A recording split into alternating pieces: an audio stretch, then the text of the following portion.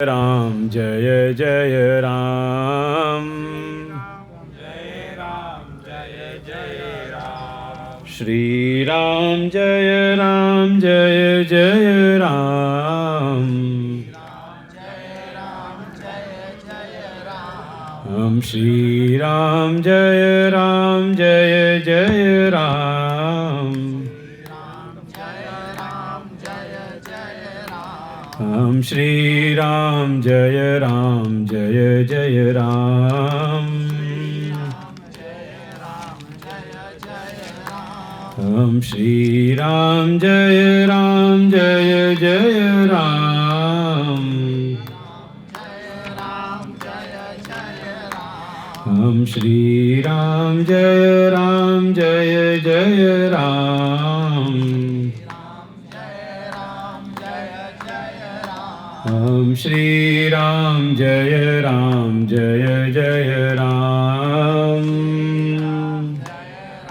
जय जय राम, हम श्री राम जय राम जय जय राम, हम श्री राम जय राम जय जय राम। जय राम जय अब इतने पे छोड़ देना, अब छेड़छाड़ मत करना।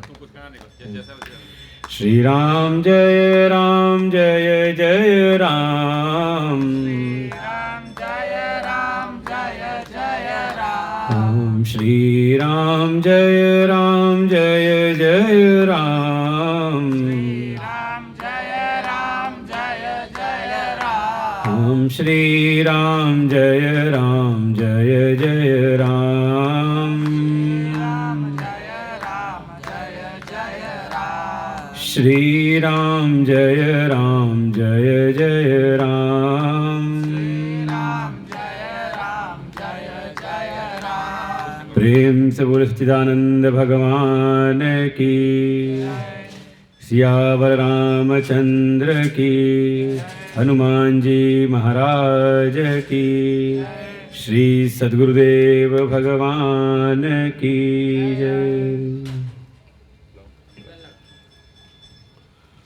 अब छोड़िए, कल लगा जाएगा। सुनो तुम लोग अभी रुको, 1.5 दिन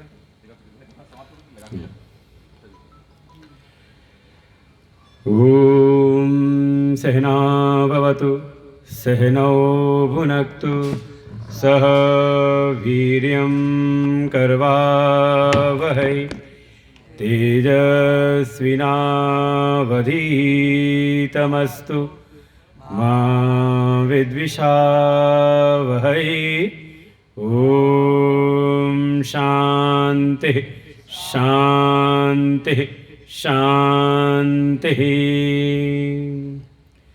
अखण्डमण्डलाकारं व्याप्तं येन चराचरं तत्पदं दर्शितं येन तस्मै श्रीगुरवे नमः। अज्ञानतिमिरान्धस्य ज्ञानाञ्जनशलाकया चक्षुरुन्मीलितं येन तस्मै श्रीगुरवे नमः। गुरुर्ब्रह्मा गुरुर्विष्णु गुरुर्देवो महेश्वर गुरुर्साक्षात् परं ब्रह्म तस्मै श्रीगुरवे नमः। त्वमेव माता च पिता त्वमेव बन्धुश्च सखा त्वमेव विद्या द्रविणं त्वमेव सर्वं मम देव। गजाननं भूतगणाधिसेवितं कपित्थजम्बोफलचारुभक्षणं उमासुतं शोकविनाशकारकं नमामि विघ्नेश्वरपादपङ्कजम् अतुलितबलधामं हेमशैलाभदेहं दनुजवनकृशानुं ज्ञानिनामग्रगण्यं सकलगुणनिधानं वानराणामधीशं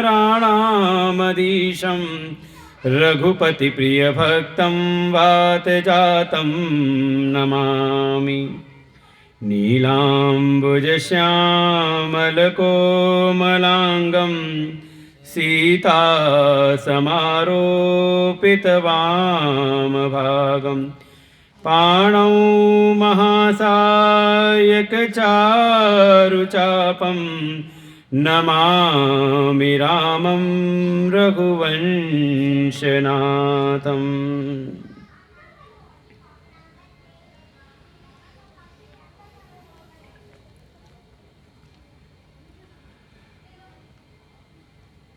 अखिल कोटि ब्रह्मांड नायक परात्पर ब्रह्म और कह सकते हैं इस गली के अधिष्ठात्र परम पुरुषोत्तम भगवान श्री रामचंद्र जी के चरणों में कोटशः नमन। क्योंकि जब प्रवेश किया तो हर घर के सामने राम राम लिखा हुआ था और किसी ने फ़ोन करके पूछा भी कि त्रिवेणी नगर में राम राम गली कौन सी है। तो जब घर घर पे राम राम है तो अधिष्ठात्र देव यहाँ के प्रभु श्री राम और तुलसीपुरम के अंतर्गत है। अब तुलसी के भी दो भाव हैं, एक तो तुलसी जो वृक्ष के रूप में है, भगवान विष्णु को अति प्रिय, एक तो भाव ये, और दूसरा भाव है राम हो और राम की कथा ना हो। क्योंकि कह सकते हैं राम ने तो कुछ को तारा होगा जब उनका अवतरण हुआ था, लेकिन राम की कथा ने न जाने कितनों को तारा है और अभी भी तार रहे हैं। तो ऐसे राम कथा के रचनाकार गोस्वामी तुलसीदास, हम तुलसीपुरम से वो भाव ले लें कि तुलसीपुरम और उसमें भी त्रिवेणी नगर के अंतर्गत, और इस त्रिवेणी का बड़े सुंदर रूप से निरूपण किया है रामचरितमानस में गोस्वामी तुलसीदास जी ने। प्रभु श्री राम की जब महिमा का उन्होंने वर्णन किया तो स्पष्ट वहाँ पे 4 घाटों का वहाँ पर निरूपण किया, 4 घाटों की संकल्पना की। एक घाट है जिसको नाम ही दिया ज्ञान का घाट, जहाँ स्वयं भगवान शिव कथा सुना रहे हैं माँ भगवती पार्वती माँ को। दूसरा घाट का निरूपण किया, घाट है भक्ति का घाट, जहाँ कथा सुनाने वाले हैं याज्ञवल्क्य ऋषि और सुनने वाले हैं भरद्वाज मुनि। भक्ति का घाट, और साक्षात वो स्थान भी है त्रिवेणी का घाट ही। और तीसरी कथा का निरूपण किया, वो है कर्म का, ऐसा वर्णन किया। 3 घाटों का निरूपण, और तीसरी कथा है काकभुसुंडी जी कथा सुना रहे हैं और गरुड़ जी कथा सुन रहे हैं। एक जगह ज्ञान की चर्चा, एक जगह भक्ति की चर्चा, और तीसरी है कर्म की चर्चा। और वास्तव में यही त्रिवेणी है, जहाँ पर ये तीनों मुख्य साधनों की, अब रहने दो, कल कर लेना, अभी सब बिल्कुल ठीक चल रहा है। हाँ, रख दो अभी जहाँ रखना हो। कुछ छेड़ोगे फिर हमें सेट करना पड़ेगा दिमाग को अपने साउंड के साथ में। अब कल करना, जो हो गया आज शुरू ना, कोई जो जोड़ो नहीं अब। हाँ, अब जितना चल रहा है ठीक चल रहा है।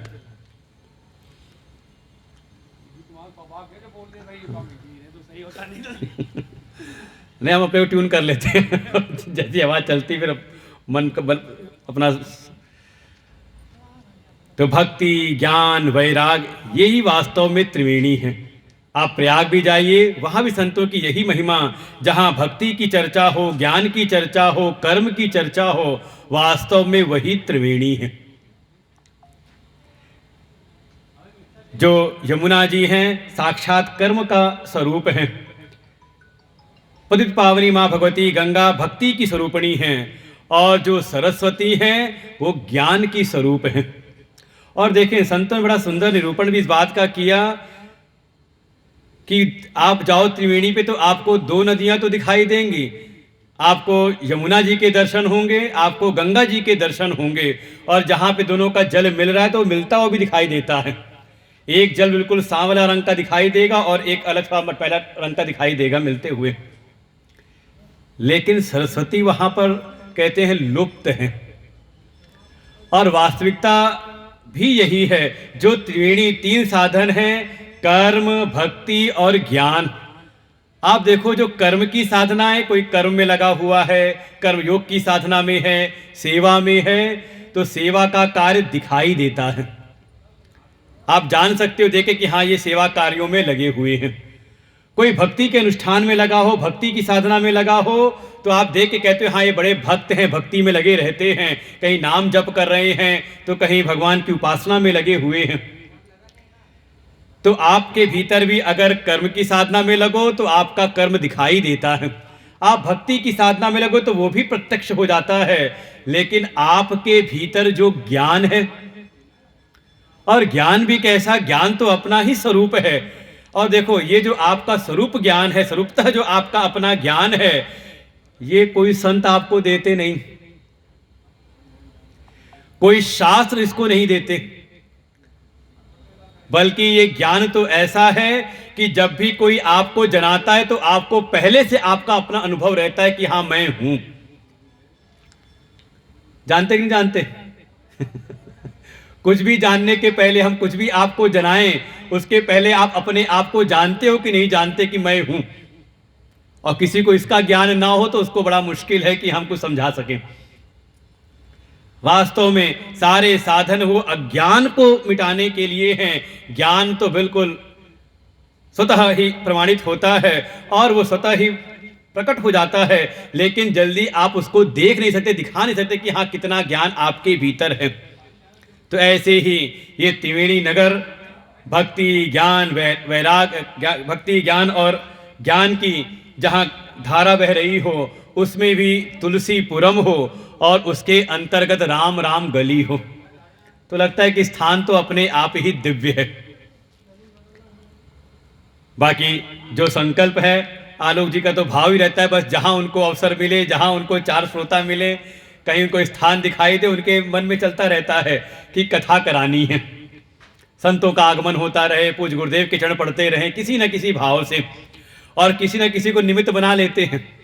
जैसे अखिलेश जी बने, आज के जो यजमान हैं उनको, और वाकई कोई अगर अपने मन को भगवान से जोड़ करके रखे तो उसके पास साधनों की कमी नहीं रहती, साधन स्वतः उसके पास आते हैं। और अगर किसी को लगता है कि हम भगवान की भक्ति में लगे हैं, चाहते तो हैं भक्ति का प्रचार हो, थोड़ा समाज में हमारा भी रंग दूसरों को लगे, लेकिन बड़ा मुश्किल लगता है कि हमें अच्छा समाज नहीं मिलता, हमें अच्छे लोग नहीं मिलते, तो समझ लें कि अभी ठीक प्रकार से भक्ति का रंग उसके भीतर नहीं बसा है। और यही है हमारे हनुमान जी का स्वरूप, क्योंकि विषय है पूरी रामायण नहीं है, राम कथा के अंतर्गत, श्री रामचरितमानस के अंतर्गत सुंदर कांड की कथा, और जिसमें मुख्य रूप से वर्णन है हमारे हनुमान जी का। जब प्रवेश करेंगे देखेंगे वास्तव में इसकी सुंदरता यही है। ऐसे तो रामचरितमानस पूरे इसमें कहा ही गया स्पष्ट रूप से कि इसमें केवल और केवल प्रभु श्री राम ही परम प्रतिपाद्य हैं। जेहि महु आदि मध्य अवसाना प्रभु प्रतिपाद्य राम भगवान। गोस्वामी ने स्पष्ट रामचरितमानस का वर्णन करते हुए और तो और राम के भी केवल लौकिक भौतिक रूप का ही नहीं, उनके जो नित्य निरुपाधिक जो उनका ब्रह्म स्वरूप है उसका वर्णन किया है। हमारे पूज्य गुरुदेव तो स्पष्ट कहते हैं रामचरितमानस को अगर आप थोड़ा ध्यान से अगर चिंतन करें, वर्णन विचार करें इस पर, तो देखें रामचरितमानस का प्रारंभ जो होता है वो होता है अक्षर है व, वर्णानाम अर्थ संघानाम। प्रारंभ हुआ है वह अक्षर से, और इसका आप विश्राम देखें तो विश्राम भी होता है वह पर, मानवा। और ये वह अक्षर के बीच में ही पूरी रामचरितमानस को उन्होंने समेट करके रखा है। और हमारे शास्त्रों में ऐसी परंपरा है कि वो बड़े से, जैसे किसी बड़ी बात को हमें एक शब्द में कहना हो तो ये तो भाव चलता है, ज़्यादातर पढ़ाया भी जाता है कि एक शब्द में हम अपनी बात को कहें। लेकिन हमारे शास्त्रों में तो ऐसी परंपरा है, ऐसी हमारे रचनाकारों की विद्वत्ता है कि वो बड़े से बड़े बात को भी, बड़े से बड़े वाक्य को या पूरी पूरी संरचना को कहा एक अक्षर में समेट देते हैं और उसको कहते हैं बीज मंत्र। जैसे अभी माँ भगवती के नवरात्रि गई तो हम उसमें जप करते हैं नवाक्षर मंत्र का, ओम ऐं ह्रीं क्लीं। तो ये ऐं ह्रीं क्लीं क्या है? कहा ये बीज मंत्र है। एक एक बीज से कहते हैं अतुलनीय इसमें शक्ति भरी पड़ी हुई है। वाणी को सिद्ध करना हो तो एक ही मंत्र है ऐं। आपको सारी माया को जीतना हो तो कहा ह्रीं। आपको सारी कामनाओं को विजय प्राप्त करनी हो तो एक ही बीज मंत्र है क्लीं। ऐसे ही और ऐसे ऐसे विद्वानों ने तो पूरी, आप सप्तशती पढ़ते पूरे श्लोकों को विद्वानों ने जो 700 श्लोक हैं, एक एक श्लोक को एक एक बीज मंत्र में संपुटित कर लिया है। ऐसे ही गोस्वामी तुलसीदास जी ने वह बीज मंत्र के भीतर ही सारी रामायण के जो मूल प्रतिपाद्य है प्रभु श्री राम का ब्रह्म स्वरूप, उसको वर्णित किया है। और वह जो बीज मंत्र है वो है ब्रह्म का बीज मंत्र। उसके अंतर्गत इसको संपुटित किया हुआ है। तो विषय है, प्रतिपाद्य विषय इस रामचरितमानस के, वो तो है प्रभु श्री राम। और राम के भी ब्रह्म स्वरूप का, उनके अनादि अनंत सच्चिदानंद स्वरूप का इसमें वर्णन किया गया है। क्योंकि आप देखोगे तो विचार भी यही है, जो यहाँ पर मुख्य श्रोता हैं उनका, उनके मन का जो प्रश्न है वो यही है। और कथा भी आप देखोगे तो परीक्षा उन्हीं की होती है। सती जी ने परीक्षा ली किसकी? प्रभु श्री राम की। लेकिन जीवन में कुछ समस्याएं आई। तात्पर्य यही है, जो पर ब्रह्म है, जो परमात्मा है, वो परीक्षा का विषय नहीं होते, बल्कि वो विषय बनते हैं जिज्ञासा के। अगर आप उनको जानना चाहते हैं तो आपको कोई ना कोई सद्गुरु प्राप्त हो जाएंगे और आपको ब्रह्म तत्व का उपदेश कर देंगे। देखिए, जब तक सती जी थी, परीक्षा ली, उनके जीवन में कोई समस्या घटित हुई। लेकिन वही जब आई पार्वती के रूप में, और जो उनकी साधना तपस्या और अपने गुरु देवर्षि नारद में उनकी जो श्रद्धा निष्ठा है, परिणाम जो भीतर संशय था वो आकर के परिणत हुआ जिज्ञासा में। समझे? ये ज्ञान के मार्ग की बहुत सूक्ष्म बातें हैं। संशय ना हो, क्योंकि जिसके जीवन में संशय आता है उसका फिर कोई फिर सहारा होता नहीं। अज्ञश्च श्रद्धानश्च संशयात्मा विनश्यति। भगवान स्वयं कहते हैं कोई अगर संशय से युक्त है तो उसका तो फिर कोई रक्षक हो नहीं सकता। संशय हो तो श्रद्धा को बढ़ा करके किसी सद्गुरु की शरण में जाएं, उस संशय को जिज्ञासा का रूप दे करके। क्योंकि दोनों लगते एक ही जैसे हैं लेकिन अंतर बहुत है। संशय जब भीतर होता है तो भावना बनी रहती है नकारने की, लेकिन जीवन में थोड़ी साधना हो, समर्पण हो और ये संशय बदल जाए जिज्ञासा में, तो जिज्ञासा वृत्ति में स्वीकारने की भावना रहती है। यही चरित्र का वर्णन किया है गोस्वामी जी ने सती जी का और पार्वती जी का।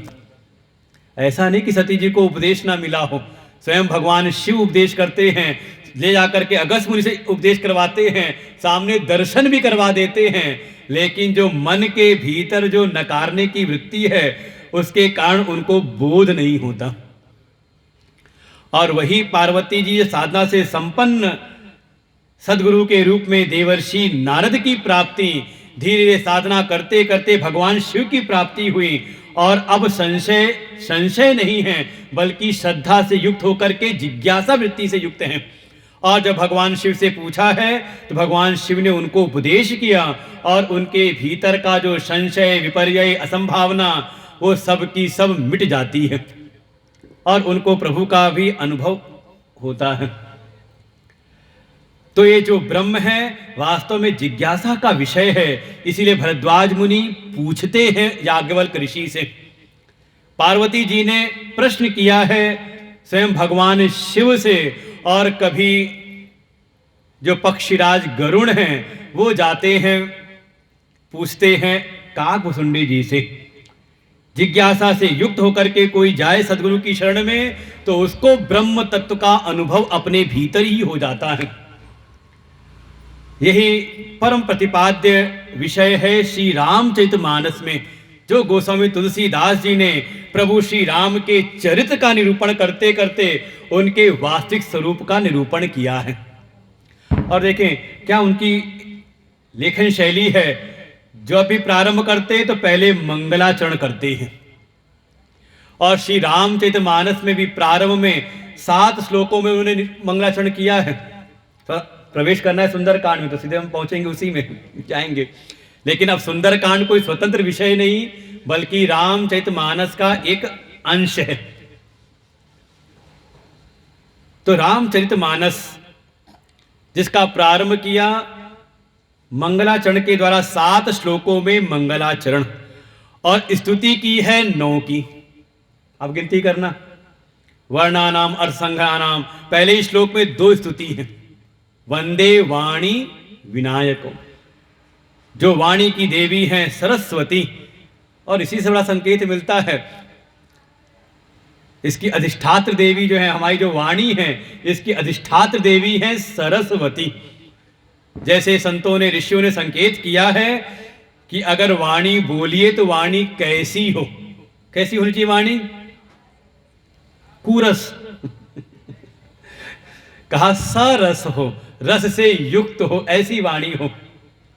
और बुद्धि के देवता हैं गणेश जी, उनकी वंदना की है। दूसरे श्लोक में फिर 2 की स्तुति है। भवानी शंकरो वंदे श्रद्धा विश्वास रूपिणो, श्रद्धा और विश्वास की स्वरूपिणी। श्रद्धा की स्वरूपिणी है मां पार्वती। देखो जो बात कहना चाह रहे थे ना अपने आप आया है। सती जी का नाम नहीं लिया यहां पर क्योंकि वो कहीं ना कहीं श्रद्धा संशय से युक्त थी, लेकिन साधना का परिणाम पार्वती जी के भीतर श्रद्धा उमड़ी है। भगवान शिव तो अटल विश्वास में पहले से विराजमान है, और जब तक ये 2 ना हो, अपने लक्ष्य अर्थात परमात्मा के प्रति दृढ़ विश्वास और परमात्मा का बोध कराने वाले जो संत हैं सद्गुरु हैं उन पर दृढ़ श्रद्धा, जब तक ये 2 चीजें भीतर नहीं टिकती तब तक चाहे भीतर ही क्यों ना बैठे हो भगवान। याभ्याम विना न पश्यन्ति सिद्धा स्वांतस्थमीश्वरम, इन दोनों के बगैर का अपने हृदय के भीतर हृदयस्थ विराजमान परमात्मा का अनुभव होता नहीं। आप कह लो भले भगवान हर जगह हैं, अस प्रभु हृदय अछत अविकारी, हृदय के भीतर विराजमान है प्रभु, लेकिन फिर भी जीव दुखी है। कारण समझ सकते हैं, गोस्वामी जी संकेत कर रहे हैं ये 2 की कमी, इन्हीं पूंजियों को बढ़ाना है। एक तो परमात्मा के पर दृढ़ विश्वास और परमात्मा का जो बोध कराने वाले संत हैं सद्गुरु हैं उन पर दृढ़ श्रद्धा। तो दूसरे श्लोक में भी 2 की स्तुति। फिर तीसरे श्लोक में लगता तो है कि भगवान शिव की स्तुति कर रहे हैं, लेकिन शिव नहीं, शिव स्वरूप जो सद्गुरु मिले हुए हैं उनकी स्तुति की है। वंदे बोधमयम नित्यम गुरुम शंकर रूपिणम। वास्तव में अगर जीवन में कोई हमें सद्गुरु प्राप्त है वो साक्षात शिव का स्वरूप है। और ऐसा तो कभी आप अगर अध्ययन करें शिव महापुराण का, जब सभी देवता सृष्टि के सृजन के समय सब आने लगे किसी न किसी रूप में, तो ब्रह्मा जी ने भगवान शिव से भी प्रार्थना की कि आप भी कुछ सृजन के कार्य में कुछ सहायता करिए। जीवों की उत्पत्ति में भगवान शिव ने मना कर दिया, कहा ये जन्मने मरने वाली संशय से ग्रस्त ये जीवों की उत्पत्ति मैं नहीं करूंगा। मुझे अगर कभी कुछ करना भी हुआ तो मैं स्वयं इन जीवों को इस जन्म मरण के चक्र से मुक्त करने के लिए कोई ना कोई गुरु का रूप धारण करके पृथ्वी पर आऊंगा। साक्षात अगर कोई श्रोत्री ब्रह्मनिष्ठ ऐसे कोई सिद्ध महापुरुष अगर आपको जीवन में प्राप्त हुए हैं तो समझ लें साक्षात वो शिव का ही स्वरूप है। और इसका तो अनुभव हमारे कई सारे जो गुरु भक्त हैं उनको अच्छे से हुआ। हरिद्वार में जब पूज्य गुरुदेव भगवान का पट्टाभिषेक हुआ, परंपरा भी यही है, जब उनका पट्टाभिषेक होता है ऐसे श्रोत्रिय ब्रह्मनिष्ठ महामंडलेश्वर के रूप में, तो पूरी वही प्रक्रिया है जो प्रक्रिया हम लोग भगवान शिव का अभिषेक करते हैं। वहां बैठाया गया पूज्य गुरुदेव भगवान को भी एक बड़े से परात में, स्टूल पर बैठ गए और सारे भक्त लोग पंचामृत लेके, कोई शहद चढ़ा रहा है, कोई दही, कोई दूध, कोई शक्कर पूरा, चाहे उनको कैसा भी लगे, लेकिन उस समय तो उनका पूरा शिव स्वरूप में ही। और अवसर भी 2 बार मिला, 2 बार पट्टाभिषेक हुआ, तो दोनों बार इसका अनुभव किया, साक्षात शिव का ही स्वरूप है। उसके बाद पुनः फिर वंदना की है और चौथे श्लोक में फिर 2 की वंदना की है।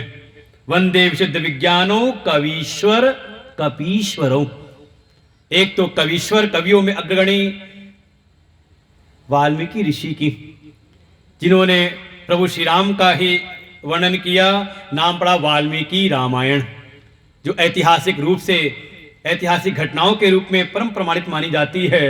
और दूसरे कपीश्वर हनुमान जी, इनकी पुनः एक श्लोक में देखिए, हर श्लोक में 2-2 की वंदना हो रही है। पहले में 2 की वंदना, फिर दूसरे श्लोक में 2 वंदना, तीसरे में 1 गुरु की, चौथे में फिर 2 वंदनाएं की, 5वें फिर मां भगवती सीता जी का निरूपण किया है। उद्भव स्थिति संहार कारिणीम क्लेश हारिणीम श्रेयस्करीम सीताम नतो हम राम वल्लभाम, मां भगवती सीता जी की। और फिर छठे में जो परम प्रतिपाद्य हैं प्रभु श्री राम, उनका वर्णन किया है। तो कितने हो गए, कितनी वंदनाएं हो गई? 2 पहले में, फिर दूसरे श्लोक में 2, फिर तीसरे में 1, फिर उसके बाद एक चौथे श्लोक में 2 की, कितने हो गए? फिर मां भगवती सीता की और फिर प्रभु श्री राम, कितनी वंदनाएं हुई? 9 की वंदना की। और आप थोड़ा ध्यान देंगे तो 4 ऊपर हैं, 4 नीचे हैं और बीच में है गुरुदेव की वंदना। जैसे गोस्वामी जी की अपने जीवन की अनुभूति है, उनको बिल्कुल अनुभूत है कि आज जो भी उनको ईश्वर का ज्ञान है, परमात्मा की अनुभूति है, देवताओं की कृपा है, तो उन सारी कृपाओं के मूल में एक कृपा है, वो है सद्गुरु की कृपा। अगर संत गुरु रूप में न प्राप्त होते, गुरु ना मिलते, तो शायद उनको लगता है कि आज तो मुझको कोई जानता भी नहीं। इसलिए केंद्र में रखा है गुरु की वंदना, और फिर गुरु की वंदना से, और देखिए एक महिमा भी उसमें कही है। क्या महिमा है? का यमाशितो ही वक्रोपी चंद्र सर्वत्र वंद्यते। जो गुरु साक्षात शिव स्वरूप हैं, उनकी महिमा तो ऐसी है कि जो चंद्रमा टेढ़ा है उसकी भी सारे जगत में वंदना होती है। और इसका लगता है कि निष्कर्ष तो यही लगता है कहीं ना कहीं कि आपको जिन देवताओं का नाम लिया गया है, इन देवताओं की उपासना करनी हो, इनकी कृपा प्राप्त करनी हो, तो वर्णन तो ऐसे ही मिलता है कि पहले आप देवताओं के समान बनिए, तब उनके पास जाइए। देवो भूत्वा देवम यजेत, जैसे तैसे नहीं, थोड़ा अपने को, भाई जैसे एक व्यवहारिक जगत में ही है, जैसे व्यक्ति के पास आपको जाना है, किसी श्रेष्ठ व्यक्ति के पास जाना है, तो थोड़ा ठीक ठाक होकर के जाना पड़ता है। ऐसी देवताओं के शरण में जाना हो तो देवताओं के समान, कम से कम शुद्ध सात्विक अपने मन उनको सुधार करके तब उनकी शरण में जाएं, उनकी उपासना करें, तो उनकी कृपा मिलती है। लेकिन सद्गुरु ऐसे, उनके पास चाहे जैसा भी कोई पहुंच जाए, इंतजार ना करे। कई बार लोग कह देते हैं ऐसा, हमने कहीं किसी से कहा कि आपकी दीक्षा उक्षा हुई, गुरुजी से दीक्षा उक्षा ली आपने, बहुत दिन से सेवा में लगे हुए थे, तो उन्होंने कहा नहीं स्वामी जी, अभी थोड़ा लगता है कि मन ठीक ठाक है नहीं, थोड़ा ठीक ठाक हो जाऊं, फिर अब पता नहीं दीक्षा लूं, मैं निर्वाह कर पाऊं ना कर पाऊं, निर्वाह नियमों का निर्वहन हो ना हो, सोचता बैठा ठीक ठाक अपने को कर लूं, फिर जाऊं गुरुजी की शरण में। और संजोग ऐसा, वो पेशे से थे डॉक्टर, तो हमने उनसे तुरंत यही कहा, अच्छा मान लो मुझको कोई रोग हो और रोग का पता भी मुझको लग जाए कि हाँ कुछ ना कुछ कमी आई है शरीर के भीतर, तो मुझे कब जाना चाहिए डॉक्टर के पास में? जब थोड़ा ठीक ठाक हो जाऊं तब जाऊं? उन्होंने कहा नहीं, जब रोग का लक्षण पता चले तुरंत चले जाना चाहिए, जिससे कि रोग ज़्यादा ना बढ़े।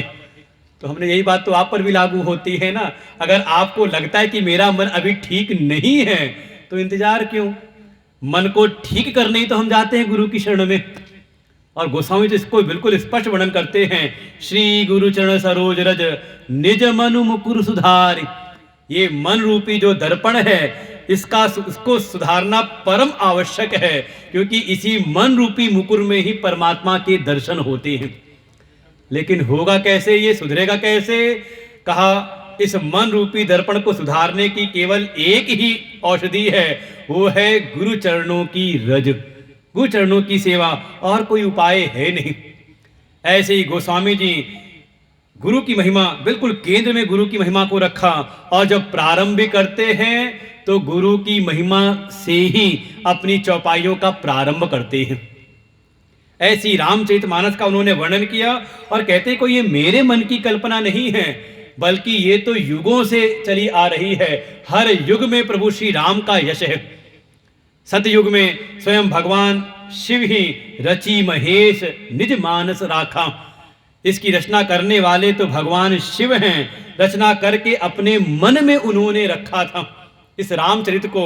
इसीलिए गोस्वामी जी नाम भी रखा इसका श्री रामचरित मानस। रचना करके मां भगवती पार्वती को सुनाया। आया त्रेता युग, सतयुग के बाद, तो इस त्रेता युग में जिसमें स्वयं भगवान श्री राम जी का अवतरण हुआ है, यहाँ पर उनके समकालीन ही ऋषि हैं वाल्मीकि ऋषि। उन्होंने निरूपण किया भगवान श्री राम के यश का। और देखें कैसी कृपा होती है संतों की। पूर्व का जीवन बिल्कुल उल्टा है। नाम तो पता ही होगा, रत्नाकर नाम से प्रसिद्ध है। लेकिन घटना घटित हुई, भेंट हो गई एक संत से, और वो कोई और नहीं देवर्षि नारद। और पकड़ा उनको लूटने के लिए ही, बांधन भी दिया पेड़ों में, लाओ जो कुछ भी है। लेकिन संत की ऐसी कृपा दृष्टि, जो अपने पर घात करने आया हो उस पर भी कृपा करते हैं।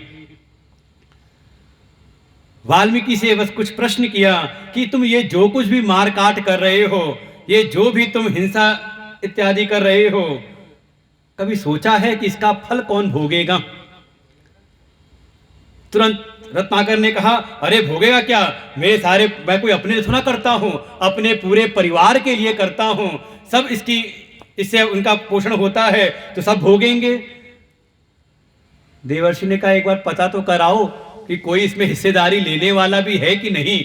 आपके पाप में, आपके इस जो भी दुष्कर्म है, इसमें कोई हिस्सेदारी लेगा कि नहीं लेगा? भाई प्रॉपर्टी में हिस्सेदारी तो सब ले लेते तैयार रहते हैं, और कुछ नहीं तो सरकार भी अगर आ जाए कोई तो वो भी लेने तैयार रहती है। लेकिन जो हमारे दुष्कर्म हुए हैं, जो हमसे पाप हुए हैं, जो पाप कर्म जीवन में हुए हैं, क्या कोई उसमें भी हिस्सा लेने वाला है? वाल्मीकि ने कहा, अच्छा मुझको मूर्ख बनाने पे लगे हो, मैं जाऊं घर वालों के पास और जब तुम भाग जाओ। देवर्षि ने कहा, अरे तुम मुझको बांध तो रखा, और अच्छे से बांध दो, लेकिन जा करके पता तो करो मैं कहीं जाने वाला हूं नहीं। पेड़ में बांध करके, मतलब संत बंधने को भी तैयार रहते हैं जीव का कल्याण करने के लिए। और जब जा करके रत्नाकर ने घर में पूछा सबसे, सबने हाथ खड़े कर दिए। कहा, ये तो भाई तुम बाहर से कमा करके लाते हो, कैसे लाते हो तुम्हारी मर्जी है, तुम्हारा अपना कर्म है, तुम्हारे इस कर्म में मेरा क्या हिस्सा? मैं तुम्हारे घर की रखवाली का ध्यान रख लेती हूँ। पत्नी ने कह दिया, माता पिता ने भी कह दिया कि जैसे मैंने तुम्हारा पालन पोषण किया है, अब तुम्हारा कर्तव्य है। कैसे करते हो? अपने कर्म के तुम स्वयं जिम्मेदार हो। सब ने जैसे हाथ खड़े कर दिए, कुछ दृष्टि बदली, पुनः आए देवर्षि के पास में। क्या करूं अब तो जो जीवन बीत गया सो बीत गया, अब क्या करूं, कैसा प्रायश्चित करूं? देवर्षि ने कहा, एक नाम ऐसा है जिसको अगर कोई जप ले तो उसके जन्म जन्मांतर के जो पाप हैं वो कट जाते हैं। नाम है जो आपकी गली में छपा हुआ है, जगह जगह पर, दरवाजों पर, राम राम। और बढ़िया है, कम से कम निकलते बढ़ते राम राम मन में आएगा तो आपके पाप, बस ये है कि गारंटी तो है कि नाम जपते ही आपके जन जन्मांतर के पाप कट जाते हैं। बस नई कमाई फिर करना मत शुरू करना। आज नाम लिया राम राम, अब ध्यान रखना कहीं कुछ गलत कार्य ना हो। लेकिन जो पूर्व का जीवन है, देवर्षि ने राम नाम की दीक्षा दी, लेकिन पूर्व के जो संस्कार हैं, जो वासनाएं हैं, ऐसी हैं कि वो मुख से नाम भी नहीं निकलता। तुलसी पूर्व के पाप से हरि चर्चा न सुहाए, राम नाम निकलता ही नहीं। तो उसमें भी युक्ति निकाली देवर्षि नारद ने ही। समझ गए जीवन भर मरा मरा मार काट की है, तो कहा चल तू मरा मरा ही जप। और मरा मरा जपते जपते ही उसमें हो गया राम राम। उल्टा नाम जपत जग जाना, वाल्मीकि भय ब्रह्म समाना। लेकिन मन में तुरंत एक बात आती है, वो तो उल्टा नाम जप करके उनका कल्याण हुआ, हम तो सीधा नाम जप रहे हैं फिर भी कुछ हो नहीं रहा। तो समझना पड़ता है पूरे उस वृत्तांत को। उल्टा नाम जपने का तात्पर्य केवल नाम नहीं, बल्कि नाम जप के साथ साथ अपने जीवन को भी बदला है। उपलक्षण है उल्टा नाम जपना। अर्थात जो भी जीवन था, जहां जीवन में मारकाट करते थे अब दया करते हैं, जो पहले लूटपाट करते थे अब दान करते हैं, कोई भूखा आ जाए उसको खिलाते हैं। पूरे जीवन वृत्ति में परिवर्तन आया है। समस्या यहीं पर है कि हम संतों के सानिध्य में रह करके सत्कर्म भी करते रहते हैं, लेकिन अपने जो दुष्कर्म हैं, अपने जो पाप कर्म हैं, उनसे विरति नहीं होती। तो सब debit credit credit debit balance होता रहता है। समझे, वाल्मीकि जी का जीवन यही है। अपने पूरे जीवन को, कितना जीवन में परिवर्तन आया है कि जो घोर हिंसक थे, जो मनुष्य की भी हिंसा करने में जिनको कोई परहेज नहीं होता, उन्हीं के समक्ष कितना जीवन में, कितना हृदय में परिवर्तन आया होगा कि एक शिकारी ने एक पक्षी पर बाण चलाया और उसकी करुण पुकार को सुन करके वाल्मीकि जी के आंखों से अश्रुपात होने लगता है और उसी समय उनके मुख से एक छंदबद्ध एक श्लोक निकला। कितना परिवर्तन है, हृदय में कितना परिवर्तन है। ऐसे वाल्मीकि जी ने अपनी लेखनी उठाई और उन्होंने प्रभु श्री राम के यश का वर्णन किया। और सुनाया किसको? तो कहा सुनाया भी भगवान श्री राम के जो पुत्र हैं। जब मां भगवती सीता जी जब रहती उनके आश्रम में, दो पुत्र हुए लवकुश, उनको ही सुनाया। और लवकुश जा करके पूरे समाज को सुनाते हैं और एक समय स्वयं भगवान श्री राम की सभा में ही सुनाई पूरी राम कथा। लगता है कितनी प्रमाणित रही होगी कि जिनकी कथा है उनके सामने ही सुनाई गई है, उनके समकालीन है। अगर जरा सी भी कोई घटनाओं में इधर उधर होता तो भगवान शिव राम टोकते ना कि देखो एक कथा ऐसी, घटना ऐसी नहीं हुई थी। इसीलिए ऐतिहासिक दृष्टि से जो वाल्मीकि रामायण है वो परम प्रामाणिक मानी जाती है। समय आया द्वापर युग का। द्वापर युग में भी प्रभु श्री राम का यश गायन होता है और यश गायन करने वाले हैं भगवान के ही अंशावतार हैं महर्षि वेद व्यास जी, जिन्होंने वेदों का संकलन किया, 18 पुराणों की रचना की, महाभारत जैसे एक अजय दिव्य ग्रंथ की रचना की। उन्होंने ही रामायण की भी रचना की। और इस रामायण में जो वाल्मीकि रामायण जो ऐतिहासिक प्रामाणिकता थी, उनके जो आध्यात्मिक पक्ष हैं उनको उजागर किया महर्षि वेद व्यास जी ने। उसकी राम गीता तो ऐसी है, पूरा वेदांत का सार हमारे पूज्य गुरुदेव ने अभी उज्जैन के शिविर में लिया और ग्रंथ भी प्रकाशित है राम गीता। ऐसा उसमें निरूपण किया है, सुंदर वेदांत के पूरे सिद्धांतों को प्रतिपादन कर दिया है। सारी कथा का जो आध्यात्मिक पक्ष है उसका निरूपण किया है और सुनाया अपने शिष्य सूत जी को। ऐसे द्वापर युग में भी प्रभु श्री राम, और नाम रखा पड़ा उसका अध्यात्म रामायण। ये सब प्राप्त होती है गीता प्रेस में, वाल्मीकि रामायण भी और अध्यात्म रामायण भी। समय आया ये कलयुग का। कलयुग में लेखनी उठाई गोस्वामी तुलसीदास जी ने और उन्होंने भी, और वर्णन तो ऐसा आता है समझे अपने जीवन के 75वें वर्ष में कितना लंबा उनका साधना काल रहा होगा। जो हम कथा घटना सुनते हैं उनके जीवन की, उनके जन्म की, माता पिता के देहांत की, वो जिसने पालन पोषण किया दासी ने उसके देहांत की, उसके बाद एक संत मिले नरहरिदास, उन्होंने दीक्षा दी, वैष्णव समुदाय में दीक्षित किया, नाम प्राप्त तुलसीदास, फिर उन्होंने भेजा उनको काशी गोस्वामी शेषनाथन जी के पास में, जहाँ 12-15 वर्ष रह करके वेदांत का विधि विधान से उन्होंने अध्ययन किया और फिर वहाँ से वापस आकर के फिर कथा वाचन करने लगते हैं। और वहीं पर एक ब्राह्मण देवता ने देखा, अपनी कन्या का विवाह किया और फिर जब विवाह हुआ तो पत्नी में हुए परम आसक्त। और कारण भी है, जीवन में जिसको कोई अपना मिला ना हो जन्म से और कहीं थोड़ा प्रेम, थोड़ी सेवा मिल जाए तो एक स्वाभाविक है मन की भावना उससे आसक्त हो जाना। लेकिन वो आसक्ति भी उनको कहीं ना कहीं, वो सारी घटना आपने सुनी है कि एक समय पत्नी चली गई मायके और बिल्कुल इनकी इतनी बेचैनी कि उसी समय चल पड़ते हैं और बढ़िया अंधेरी तूफानी रात है, घनघोर वर्षा हो रही, नदी उफान पर है, नदी पार कर गए शव को पकड़ करके। और जब ससुराल भी पहुंचे तो रात्रि ज़्यादा हो गई थी, द्वार बंद हो गए थे, पता था अपनी पत्नी ऊपर रहती है। वो बालकनी में चढ़ गए और सहारा क्या पकड़ा तो वर्णन आता है कोई सांप लटका हुआ था, सांप को रस्सी समझ करके चढ़ गए। और गोस्वामी जी इसका जगह जगह वर्णन किया, यथा रज्जौ हे भ्रम। लेकिन रस्सी में सांप का भ्रम हो गनीमत है समस्या कम है भाई। अगर रस्सी में सांप का भ्रम हुआ तो वो नुकसानदायक नहीं, लेकिन सांप में रस्सी का भ्रम हो जाए तो।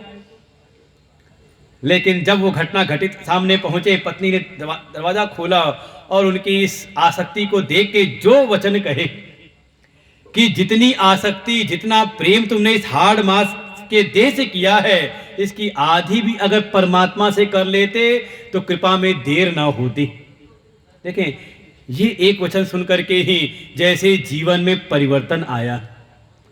और लगता है लगभग ये सारी जो घटना है उनके 25 वर्ष तक की उम्र की घटना रही होगी, 20 से 25 वर्ष की, और 25 वर्ष की भी मान लें। और वहां से जब निकले हैं साधना के लिए, मानसरोवर में उनको दर्शन होते हैं काकभूषुंडी जी के, भरद्वाज ऋषि के, याज्ञवल्क्य ऋषि के दर्शन हुए उनको प्रयागराज में। ऐसे उनको काशी में रहकर के विद्वानों के बीच में कठोर तपस्या में जीवन, और तपस्या करते करते अवस्था हो गई 75 वर्ष की। समझे, लगभग 50 वर्ष की तपस्या। और उसके बाद जब उन्होंने लेखनी उठाई, कई ग्रंथों की रचना की, लेकिन जब आए एक समय हनुमान जी की प्रेरणा से दर्शन भी उनको हुए हैं। और देखो, अगर आपके भीतर सात्विकता है, साधनों के प्रति निष्ठा है, सदगुरु की कृपा है, तो अगर आपको कोई प्रेत भी मिल जाए तो डराता नहीं है। आजकल की बड़ी समस्या है, कई बार लोग प्रेत से भी कहते हैं प्रेत से भूत चिपटा हुआ है, लगता है कि शायद अभी उतने निष्ठावान साधन संपन्न है नहीं। अगर प्रेत भी मिला तो उसने भी हनुमान जी का रास्ता बताया, हनुमान जी से भेंट हुई तो हनुमान जी ने प्रभु श्री राम से मिलवाया, चित्रकूट के घाट पर संकेत किया। लेकिन बात सिद्धांत यही है, प्रभु श्री राम को पहले भी उन्होंने देखा था गोस्वामी जी ने, लेकिन अनुभव हुआ नहीं। तात्पर्य यही है, जब तक कोई लखाने वाले कोई गुरु ना हो, जैसे स्वयं हनुमान जी तोते के रूप में बनकर के संकेत करते हैं, तब तक परमात्मा की प्राप्ति होती नहीं। भगवान के दर्शन हुए और फिर हनुमान जी की प्रेरणा से आ गए अवधपुरी में, और बिल्कुल जो प्रभु श्री राम के अवतरण का जन्म नक्षत्र वार तिथि उपस्थित हुई, उसी समय उन्होंने लेखनी उठाई और फिर लिखना प्रारंभ किया। वर्णानाम अर्थसंघानाम रसानाम संसामपि, और लिखते जाते हैं। लेकिन एक घटना, आश्चर्यजनक घटना ऐसी घटित होती है, दिन भर जो लिखते हैं संस्कृत वाङ्मय में, क्योंकि विद्वानों की भाषा वही थी संस्कृत, वो दिन भर जो लिखते हैं रात्रि में सब साफ हो जाता है। दूसरे दिन फिर लेखनी उठाए, फिर लिखते हैं, अगले दिन देखा सुबह उठ के फिर सब साफ। 7वें दिन की घटना, जब सो रहे हैं, स्वप्न में भगवान शिव के उनको दर्शन हुए, और ऐसी प्रेरणा स्वप्न में ही कि हे तुलसी, संस्कृत वाङ्मय में तो बहुत सारे ग्रंथ रचे गए हैं। थोड़ा अगर रचना करनी है तो लोक भाषा में इसकी रचना करो और प्रेरणा प्राप्त करके 8वें दिन बिल्कुल वही नक्षत्र तिथि वार वही लगन जो प्रभु श्री राम के अवतरण का है। और गोस्वामी जी ने लिखना प्रारंभ किया और लिख करके लगभग 2.5 वर्ष लगे हैं उनको लिखने में।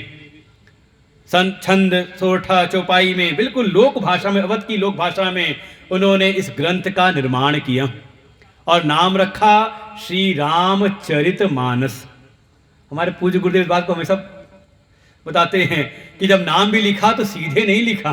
पुरानी जो प्रतिलिपि प्राप्त होती है उसमें ऐसे सीढ़ी नुमा लिखा हुआ है श्री राम, और म के नीचे आता है, शुरू होता है च चरित, फिर त के नीचे आता है म और लिखा मानस। जैसे गोस्वामी जी का संकेत है कि जीवन के परम लक्ष्य हैं, परम प्राप्तव्य हैं, प्राप्त करने योग्य हैं प्रभु श्री राम। लेकिन प्राप्ति होगी कैसे? तो कहा सीढ़ी नीचे से शुरू करनी पड़ेगी और पहली सीढ़ी पे है मानस। पहले अपने मन को सुधारें, निज मन मुकुर सुधारे। पहले अपने मन को सुधारें, मन के दोषों को दूर करें। काम क्रोध लोभ मोह मद मात्सर्य ये सब मन के विकार हैं।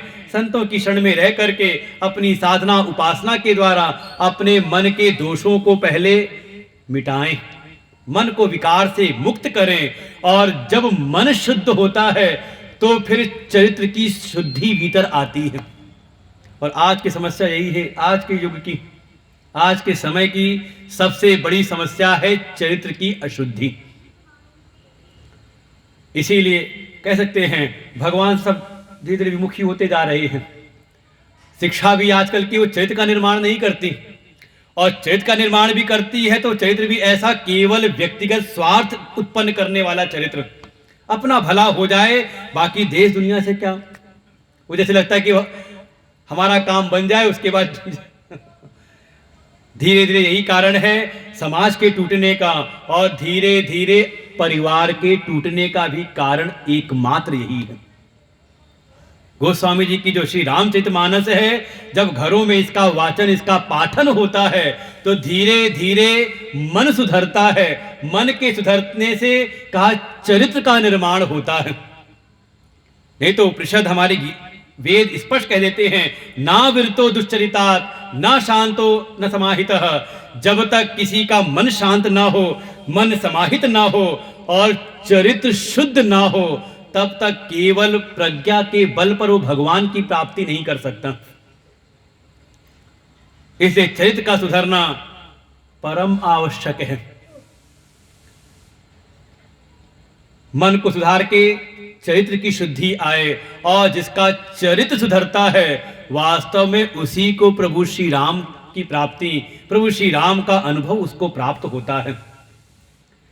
ऐसे वर्णन किया। इसीलिए देखें जीवन में, आप देखें जो भी हमारे जीवन के लिए जो भी आदर्श हैं, जिनको आप कह दो जीवन मूल्य, उसका अगर कोई सबसे अच्छा अगर कोई स्रोत है उत्तर भारतीयों के लिए तो वो है श्री रामचरित मानस।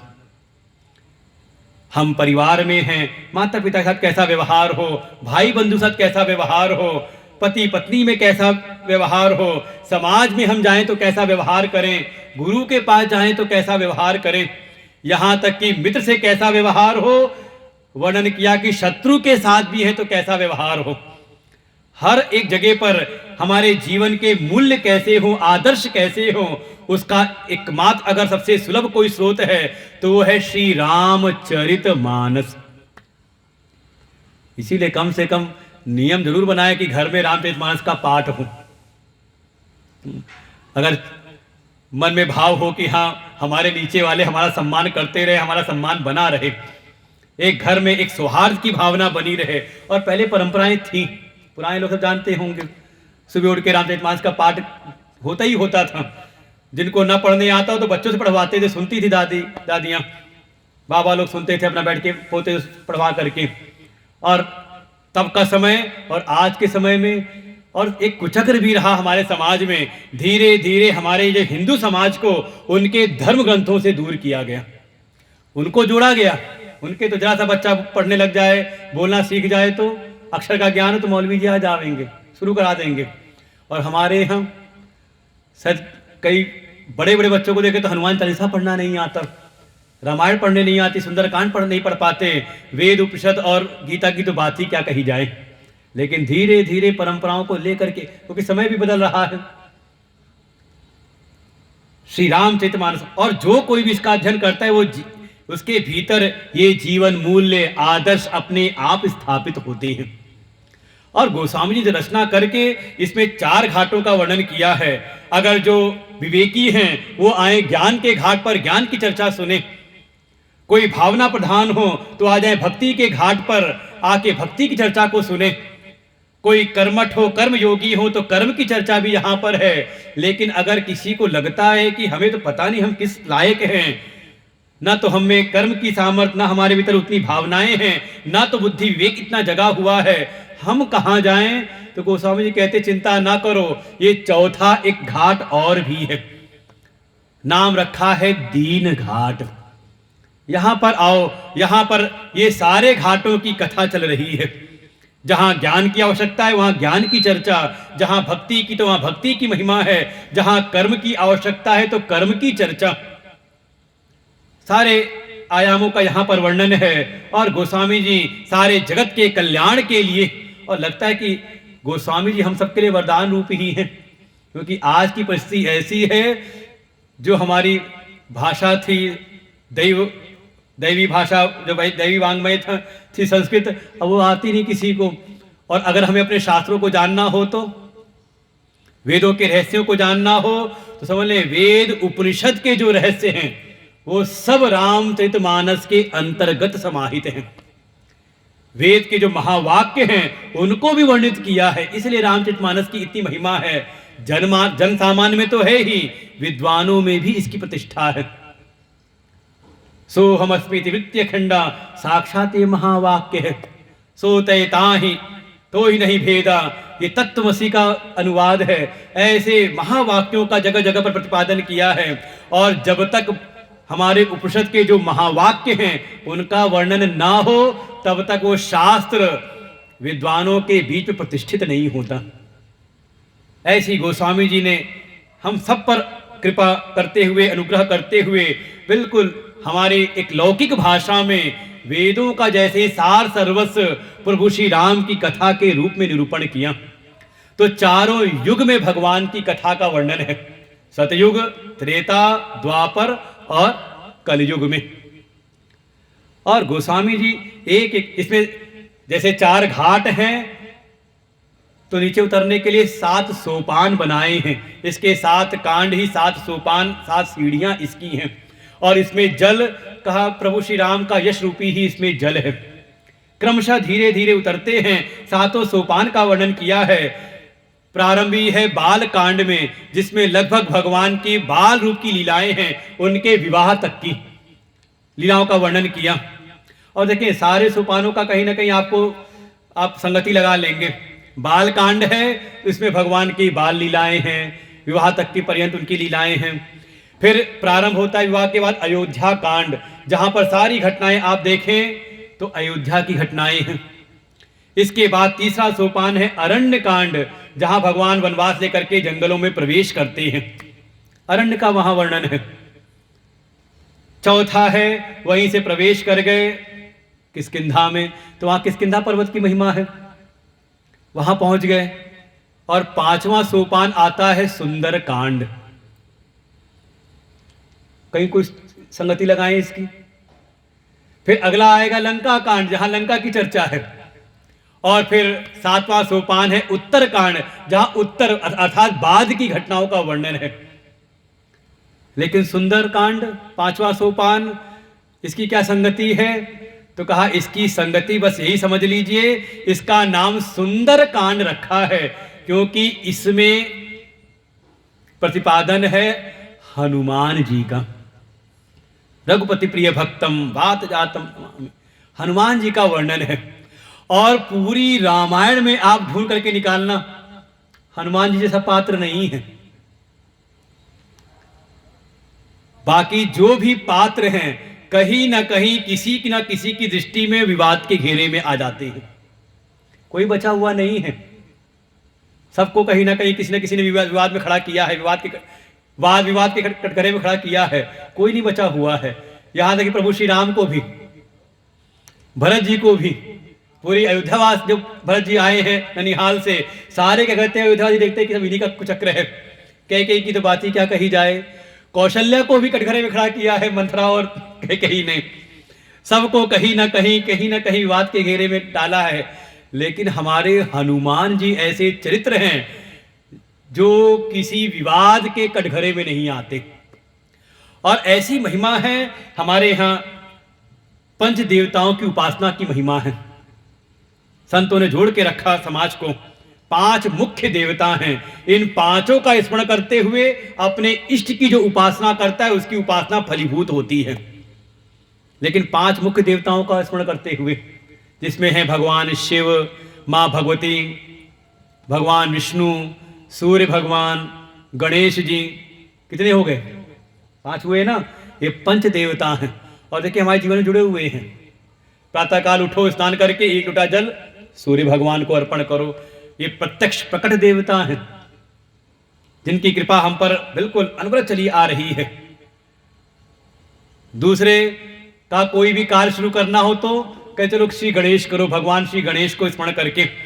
रामचरितमानस का भी निरूपण किया तो वंदे वाणी विनायको, भगवान श्री गणेश जी का स्मरण करते हुए तब कार्य का प्रारंभ करो। यहाँ भी गणेश जी को विराजमान कर रखा है हनुमान जी के साथ में। फिर नवरात्रि आ जाए तो जय माता दी, माँ भगवती की उपासना कर लो, कलश स्थापना कर लो, नव वर्ष में प्रवेश कर रहे हैं। शिवरात्रि आई, सावन आया तो भोले बाबा की जय जयकार है। और रामनवमी आई, जन्माष्टमी आई तो उनको भी हमने नमन किया। तो 5 देवताओं की उपासना करते हुए अपने इष्ट की उपासना का विधान है। और देखें हमारे सनातन धर्म के अंतर्गत ही, हिंदू समाज के भीतर ही लगभग 125 पंथ हैं। अभी हमारे लखनऊ आश्रम पे बैठक थी अखिल भारतीय संत समिति की, तो वहां वर्णन किया अनेकों पंथ के जो संत आए थे। कहा लगभग जो आए हैं सो आए हैं, लगभग 125, 127 बताए मत वाले हैं। कोई शिव को मानने वाला है, कोई भगवान विष्णु में, कोई केवल राम को, कोई कृष्ण को, ये सब परंपराएं दिखाई देंगी। कोई केवल माँ भगवती को, कोई केवल गणेश को। लेकिन एक ऐसी समानता है, चाहे कोई किसी को भी माने, हनुमान जी से अछूता नहीं है। हनुमान जी सब जगह पूज्य हैं। और ऐसे हैं हनुमान जी, हैं तो रघुपति प्रिय भक्तम, हैं तो भक्त, लेकिन पूजे जाते हैं भगवान के जैसे। प्रभु श्री राम की स्थापना हो तो हनुमान जी हैं, और हनुमान जी तो हैं ही हैं, उनकी स्थापना करनी हो। अभी हमारे आश्रम में भी मंदिर का विस्तारीकरण हुआ तो मन में भाव आया, 4 स्थान बने, उसमें किनको स्थापित किया जाए। स्थापित करा था हनुमान जी को, हनुमान जी को, और माँ भगवती दुर्गा की स्थापना होनी थी मैया की। लेकिन 2 स्थान और बन गए। चिंतन हुआ क्या किया जाए, तो कहा एक तो राधा कृष्ण की स्थापना की जाए, और समय चल रहा है क्योंकि जिस समय अयोध्या का हुआ प्राण प्रतिष्ठा, उसी समय उसकी भी स्थापना होनी थी। तो इस समय सारा जगत ही, सारा विश्व ही राम में हुआ है, तो कहा एक राम दरबार भी ला करके स्थापित किया जाए। जब राम दरबार की बात चली तो हनुमान जी तो आ ही रहे थे, वो तो आए ही। राम दरबार लगा तो हनुमान जी डबल हो गए।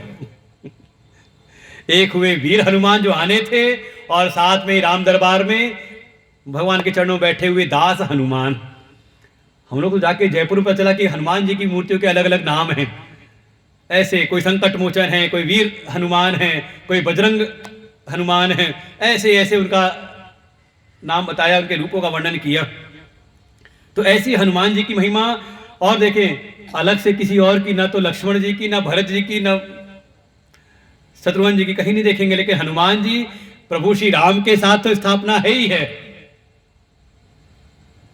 लेकिन जितने मंदिर हनुमान जी के होंगे शायद उतने राम जी के भी ना मिले।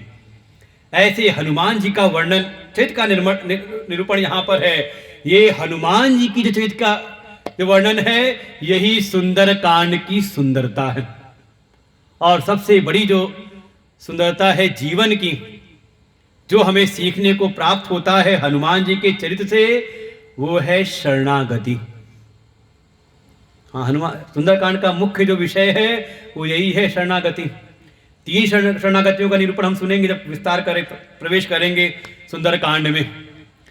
एक तो शरणागति है तो हमेशा ही शरणागत हमारे हनुमान जी, लेकिन समझें, कोई कितना भी शरणागत हो, कभी ना कभी तो ऐसा मौका आता ही है कि शरणागत के भीतर भी अभिमान प्रकट हो सकता है।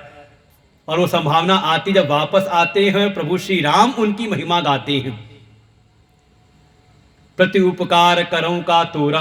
अच्छा, मान लो आप किसी के शरणागत हो, गुरु जी के शरणागत हो, भगवान तो सामने आने वाले हैं नहीं, गुरु जी के शरणागत हो और कभी गुरु जी प्रशंसा करना शुरू कर दे, मन को टटोल के देखे क्या होता है मन के भीतर। थोड़ी तो रेख आई जाती है, जब तक 2-4 को बता ना दे कि अरे कल गुरु जी ने हमारी बड़ी प्रशंसा की थी। लेकिन हमारे हनुमान जी देखें, सर्वश्रेष्ठ शरणागति के बिल्कुल प्रतीक रूप में है हनुमान जी। प्रभु यहां प्रशंसा कर रहे हैं और हनुमान जी उनके चरणों में पड़े हुए हैं, त्राहि त्राहि करने लगते, हे प्रभु रक्षा करो, कहीं भी अभिमान न आ जाए। तुरंत चरणों में पड़ गए। इसे कहा ये निस्वार्थ शरणागति है। हनुमान जी ने कभी कुछ भी चाहा हो, आप ढूंढ के बताना। बिल्कुल, ये त्रिवेणी नगर है, त्रिवेणी भक्ति ज्ञान और कर्म, आप देखें तीनों के आदर्श हैं। निस्वार्थ कर्म योगी हैं, निस्वार्थ भक्त हैं, और ज्ञान में तो ज्ञान इनाम अग्रगण्यम। ऐसे हनुमान जी निस्वार्थ वासना रहित उनकी शरणागति है और उनका निरूपण है। फिर इसी में एक शरणागति और भी है, वो है विभीषण की शरणागति। वो भी आता है भगवान की शरण में। पहले तो कहता है श्रवण सुजत सुनी आया हूं, हे प्रभु आपका यश सुन करके आया हूं। भगवान जल्दी कुछ कहते नहीं, मन में सोच लेते हैं अगर यश सुन करके आए तो हनुमान ने यश तो सुनाया था बहुत पहले, तब क्यों नहीं आए जब हनुमान कहते चलो मेरे साथ में। भगवान समझ गए यश सुन करके नहीं आया, 2 लात खा करके आया है। लेकिन जब शरणागत हैं विभीषण जी, उनको अपने बल की महिमा बताई और वो भगवान के बल पराक्रम स्वरूप को जान करके उनके चरणों में गिर पड़ता है विभीषण, और तब सच्चाई बोलता है, और कछु प्रथम वासना रही। हे प्रभु, पहले हृदय में कुछ वासना थी। काय की वासना? का लंका के भोग की वासना। लंका का भोग वास्तव में विभीषण ही भोगता था, क्योंकि एक था कुंभकर्ण, वो सोता था और रावण केवल भागता था, इकट्ठा करता था। बाकी सारा शासन प्रशासन जो चलता था विभीषण का चलता था वहां पर। वही कुछ वासना थी और प्रभु पद प्रीति सर्द सोभई, कहते हे प्रभु आपके चरणों की प्रीति से का वो वासना भी मिट गई। और देखे वासना मिटी और भगवान ने तुरंत उनकी जो वासना थी तुरंत वहीं पर पूरित कर दिया, लंकेश बना दिया, राज्याभिषेक वहीं किया तुरंत। यही है भक्ति। जब तक वासना है तब तक भगवान से दूरी है, और वासना आप त्यागो, आप जो नहीं भी चाहते थे, जो कल्पना में भी नहीं था, वो सब उनकी कृपा से प्राप्त हो जाता है। ऐसी वासना सहित वासना से युक्त शरणागति है विभीषण की, इसलिए इसका नाम है सुंदर कांड। और तीसरी शरणागति है एक जड़ मूर्ख की, और जड़ मूर्ख शरणागति आता है भय बिनु होई न प्रीत, समुद्र की शरणागति। और वास्तव में जैसे भी जिस भाव से भी कोई अगर भयपूर्वक भी अगर भगवान की शरण आए उसका कल्याण है, कोई सकाम भाव से वासना युक्त होकर के आए उसका कल्याण है, और कोई निस्वार्थ भाव से आ जाए तो उसका तो परम कल्याण है। शरणागति की चर्चा है, इसलिए इसका नाम है सुंदर कांड, क्योंकि जीवन का सबसे सुंदर पक्ष वही है जब आपके भीतर भगवान के प्रति शरणागति, किसी श्रोत्री ब्रह्मनिष्ठ सदगुरु के चरणों में शरणागति आ जाए, समझ ले सबसे सुंदर आपके जीवन का पक्ष यही है। क्योंकि ये शरणागति कराने के लिए ही शास्त्रों में सारे साधन बताए गए हैं। जप, तप, होम, हवन, तीर्थ, व्रत, उपवास, ये सब इसीलिए है कि हम भगवान के चरणों में पूर्ण शरणागत हो जाएं, तब जीवन की सुंदरता आती है। एक बार शरणागत हो जाए, और अब देखें, आपको प्रत्यक्ष जानना हो, एक बालक का जीवन देखें। जब तक वो अबोध है, जब तक उसकी दृढ़ निष्ठा है, अपने माता पिता में शरणागत है, अभी उतना बुद्धि विवेक जगह नहीं, उसको वो निश्चिंत रहता है, उसको लगता है कि पिताजी सब कर देंगे, माँ सब कर देंगी। छोटे से बच्चे को उछालते तो कभी डरता है वो? एक आध बार डरेगा, लेकिन जब देख लिया कि नीचे पकड़ने वाला है, तो वो तो अपना हाथ खड़ा करके हाँ हाँ करके हंसता है, जितना आप उछालो। अच्छा, आपको उछाले तो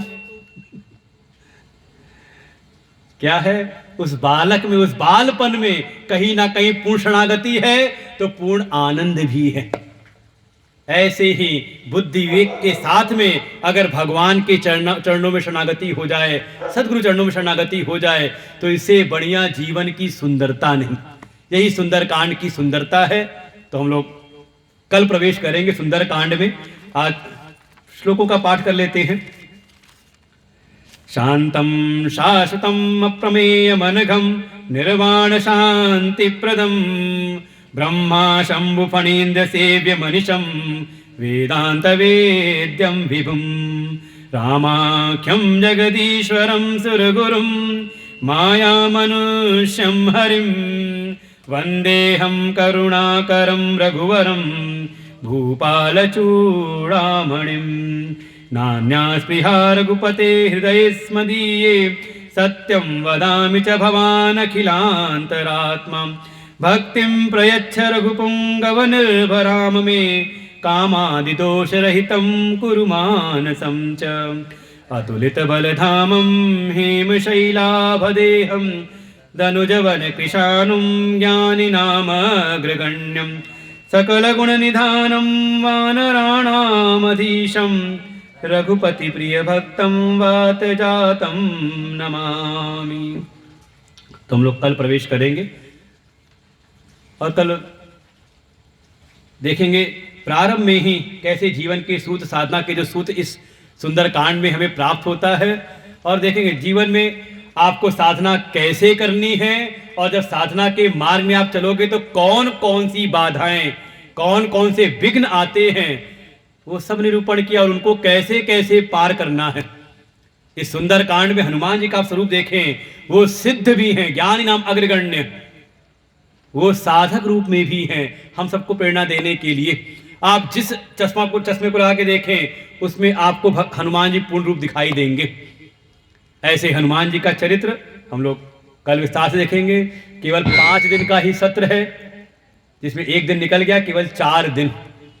तो सार में देखेंगे, क्योंकि पीछे 7 दिन का था, उसमें भी बहुत आखिर वाले दिन काफ़ी खींचना पड़ा था तो 4 दिन में, इसलिए समय है 6 से 8। आज पहला दिन था, व्यवस्थाओं का दिन, लेकिन कल से बिल्कुल ठीक समय पर, मैं पहले आ गया था, आप लोग आने में देर लगे इसलिए देरी से भी, तो कल भी समय से एकदम आ करके अपना हम प्रवेश करेंगे, चिंतन करेंगे हनुमान जी के चरित्र का। ओम पूर्णमदः पूर्णमिदं पूर्णात् पूर्णमुदच्यते पूर्णस्य पूर्णमादाय पूर्णमेवावशिष्यते। ओम शांति शांति शांति। हरि ओम। श्री गुरुभ्यो नमः। हरि ओम। इसको घुमा दो, ऐसे इसको घुमा दो।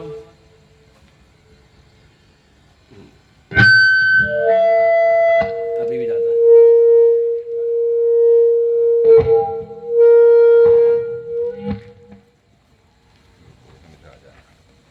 हाँ, अच्छा वो जोड़ दिया हुआ ना।